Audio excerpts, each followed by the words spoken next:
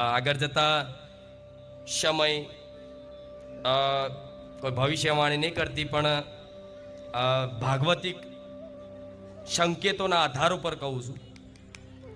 બધા જગ્યાએ ભવિષ્ય બધા લોકોએ કીધા છે ને બધી વસ્તુ વાત સાચી છે. 2026 ખરેખરમાં ભારે છે. આ વર્ષ આ દુનિયા માટે ગમે તે પ્રકૃતિનો પ્રકોપ આવી શકે છે.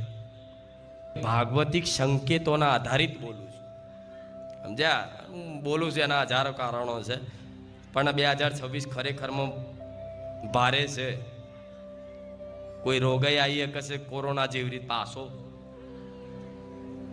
કોઈ પક્ષીઓના કારણે ફેલાવા વાળો રોગ કહેતા હોય, ભલે બધું કોઈ વાંધો નહીં. મારા ભક્તો છે એમના માટે તો હું ડોક્ટર બનીને રહી, ચિંતા ના કરજો. જે પ્રકૃતિનું જે કાલચક્ર છે, સમયનું કાલચક્ર પ્રમાણે જે સમય થાય છે થાય છે.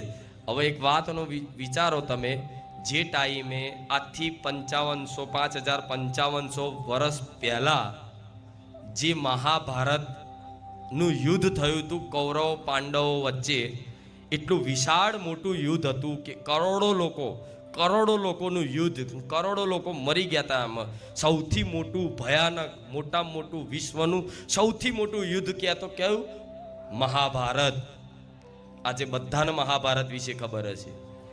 એ આજથી 5500 વર્ષ પહેલા જે મહાભારત સમય દરમિયાન જે કાળ હતો, જે ચોઘડિયા હતા, એ ચોઘડિયા 2026માં બને છે. તોથી વિચાર લેજો, એ ચોઘડિયા 2026માં બને, સહયોગ બને છે. અને કાર ચોઘડિયા આપણા હિન્દુ ધર્મના શાસ્ત્રો મુજબ કાર ચોઘડિયા એની રીતે કામ કરે છે, કરે ને? હા, તો કદાચ એ મહાભારતનું યુદ્ધ આજથી 5500 વર્ષ પહેલાં થયું હતું.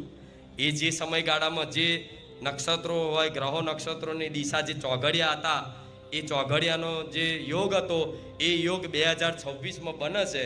તો અનુમાન મારી લો, યુદ્ધ કદાચ મહાભારતનું ના થાય તો કોઈ દેશોનું યુદ્ધ ચાલુ થઈ જાય, અને એના કારણસર બધું થાય. ભગવાન જાણે તો મારો રોમ જાણો, હું તો ખાલી ગપ્પા જ મારું.